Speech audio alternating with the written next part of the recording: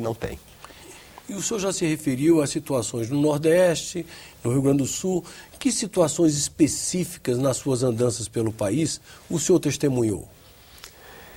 Eu desci a calha do Rio Purus, peguei um avião até Rio Branco, no Acre, um carro até o município do Amazonas, Boca do Acre, e de lá peguei um barco e visitei aquelas comunidades ribeirinhas. Todos eles na ilegalidade, porque uma resolução proíbe a agricultura em várzea, em beira de rio. E qual é a situação? Esses ribeirinhos compõem uma categoria, uma população na Amazônia de 300 anos de ocupação. Eles preservam a floresta. Não há um palmo de ocupação na floresta. Eles moram e cultivam à beira do rio, a várzea, o igarapé. Quando o rio baixa, eles plantam. Antes do rio subir, eles colhem. E quando o rio sobe, eles já fizeram a colheita. Eles estão na ilegalidade.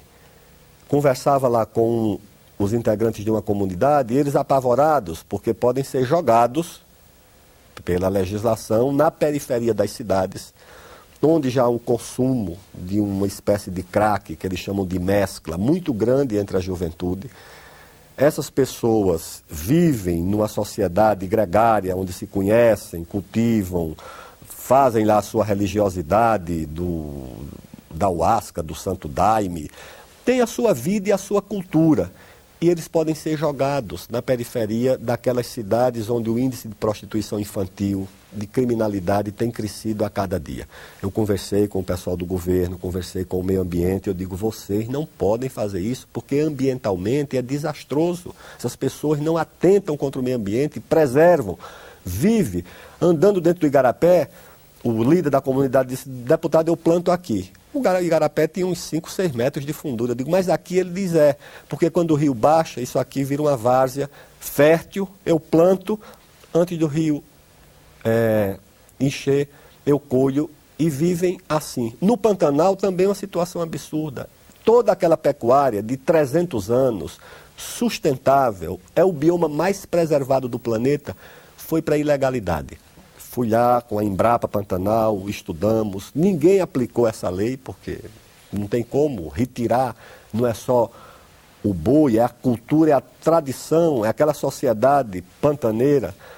Vamos encontrar uma forma de corrigir essa situação. Os bananeiros lá do Vale do Ribeira, em São Paulo, nós temos ali 4.000 produtores de banana, pequenos produtores. Não conheço ninguém que ficou rico vendendo banana. Esse pessoal abastece 20 milhões de consumidores na Grande São Paulo. A Europa compra banana da Costa Rica e os Estados Unidos do Equador. Nós nos abastecemos de banana ali.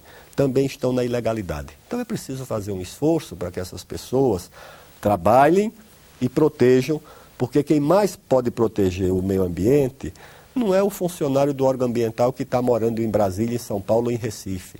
Quem pode proteger o meio ambiente é aquele agricultor, desde que orientado, tratado com respeito, fiscalizado e recebendo orientação técnica e de extensão rural. E o senhor é a favor de que os pequenos recebam por serviços ambientais para garantir a proteção do meio ambiente? Todos nos Estados Unidos recebem. Se o governo precisa proteger uma área porque ela é importante para o abastecimento d'água, por exemplo, né, o governo vai lá, calcula, diz o senhor aqui usa isso para quê? Para plantar batata. Qual a sua renda média? É essa. Então o senhor não vai plantar batata, isso aqui vai ser área de preservação para proteger essa fonte de água e nós vamos fazer um pagamento porque a população e o próprio Estado estão recebendo o benefício daquela proteção. Há em alguns municípios uma tentativa de fazer uma coisa localizada nesse sentido. Eu acho que deveria haver um pagamento, principalmente para os pequenos. Por que para os pequenos? Porque qualquer pequena área para ele é muito importante para a sua sobrevivência. 10 metros, ou 15 ou 20, na beira do rio, em 10 mil hectares, não representa nada. Em 10 hectares pode representar a vida dele. Então eu acho que se você não quer empurrar esse cidadão, não vê como em Chapecó, lá em Santa Catarina, a prefeitura fez uma pesquisa, 90% dos catadores de lixo eram pessoas que estavam no campo. Nos interessa expulsar essas pessoas do campo?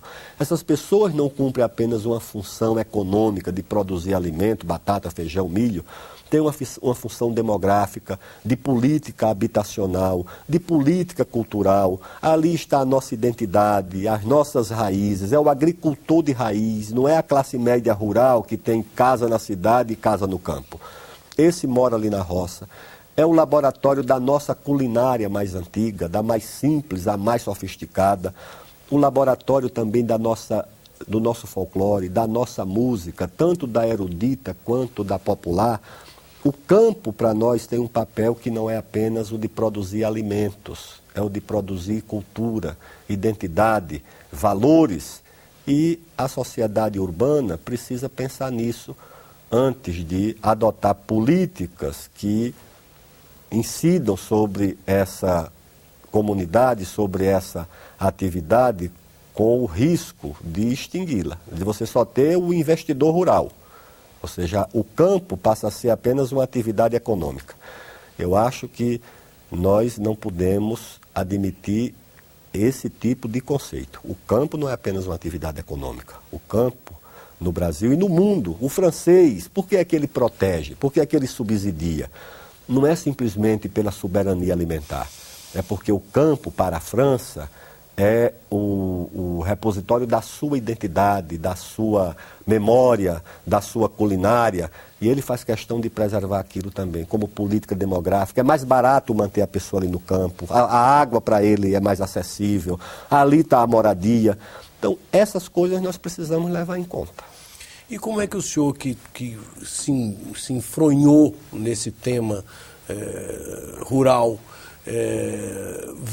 vê esse dilema, talvez seja até um falso dilema, entre o agronegócio, a agricultura familiar e os assentamentos da reforma agrária? Há espaço para todo mundo no Brasil? Ou o senhor acha que há contradições realmente insuperáveis entre o grande proprietário e o agricultor familiar? Eu acho que há contradições, mas há espaço para todo mundo. Todas essas esferas de atividade têm a sua autonomia e correspondem a determinada necessidade para o país. Eu não sei se nós teríamos a oferta de proteína a um baixo custo de frango, de carne, se nós não tivéssemos uma grande produção de soja e de milho para alimentar que é a cadeia alimentar dessa proteína que tornou-se acessível para a população mais pobre. Nós teríamos o equilíbrio nas contas externas sem o apoio da exportação desse setor. Então, essa grande agricultura tem um papel importante, é uma agricultura capitalista, intensiva em capital e em tecnologia. Nós temos uma média agricultura de cooperativas organizadas, principalmente em São Paulo, Santa Catarina, Paraná, Rio Grande do Sul, que é uma classe média rural que exporta, e se exporta frango no Paraná para quase 70 países. E tem a agricultura familiar, o pequeno agricultor, que é o agricultor de raiz, que se liga mais a essa tradição do campo, que produz, por exemplo, em certas áreas, ele não é o grande produtor de soja, mas ele é o grande produtor de mandioca. Ele é o grande produtor de feijão, por exemplo. Eu acho que, só para falar em duas coisas decisivas para a alimentação da população mais pobre, farinha e feijão. A pequena agricultura tem uma grande responsabilidade nisso. Então, e a proteção que o governo precisa dar é diferente para cada uma delas. O grande agricultor, muitas vezes, ele nem recorre ao governo para obter crédito. O médio já precisa. E o pequeno precisa de uma proteção maior, porque a renda média do pequeno agricultor, às vezes, não chega a um salário mínimo por mês. Então, são esferas distintas, de necessidades distintas do país, e que o país precisa também proteger de forma distinta. Uma última pergunta. O que é que o senhor diria aos ambientalistas que, porventura, estejam nos assistindo e que ainda são refratários ao seu substitutivo? Eu creio que é preciso fazer uma leitura e colher as informações, por exemplo, do censo agropecuário. Ele indica que nós reduzimos a área de agricultura e pecuária. Ele indica que nós temos na grande agricultura já uma agricultura sustentável. toda ela muito próximo de atender a exigência de área de preservação permanente e de reserva legal. E que se exija que esse agricultor atenda a essa legislação, mas que se olhe com benevolência para o pequeno. Se você for exigir do pequeno a mesma coisa que exige do grande, ele quebra, ele não resiste, ele torna-se economicamente inviável. E aí nós teremos um prejuízo não apenas na produção de alimentos, nós teremos um grande prejuízo social e cultural. E que esse agricultor muitas vezes é invisível. O homem urbano e o ambientalista pouco conhece, mas se conhecesse melhor, quem sabe também o compreendesse melhor. Muito obrigado pela entrevista, deputado. Muito obrigado. Vocês acabam de assistir uma entrevista com o deputado Aldo Rebelo sobre a reforma do Código Florestal. Os telespectadores que quiserem encaminhar sugestões, comentários ou críticas podem fazê-lo acessando o nosso portal www.senado.gov.br/TV.